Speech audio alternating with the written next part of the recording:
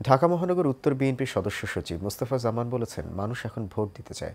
জনগণ তাদের ভোটাধিকার ফিরে পেতে চায়। জনগণের ভোটাধিকার নিশ্চিত করতে আমাদের সকলকে ঐক্যবদ্ধভাবে কাজ করতে হবে।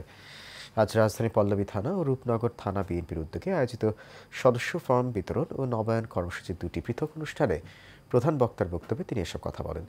অনুষ্ঠানের প্রধান অতিথির বক্তব্য রাখেন ঢাকা মহানগর উত্তর বিএনপির আহ্বায়ক আমিনুল হক। এছাড়া মহানগর উত্তর বিএনপি ও বিভিন্ন থানা বিএনপি ও অঙ্গ সংগঠনের নেতারা উপস্থিত ছিলেন। পরে খিলক্ষেত এলাকায় বিএনপি ভারপ্রাপ্ত চেয়ারম্যান তারেক রহমান কর্তৃক ঘোষিত রাষ্ট্র কাঠামো সংস্কারের ৩১ দফা পক্ষে লিফলেট বিতরণ করেন ঢাকা মহানগর উত্তর বিএনপি সদস্য সচিব মোস্তফা জামান।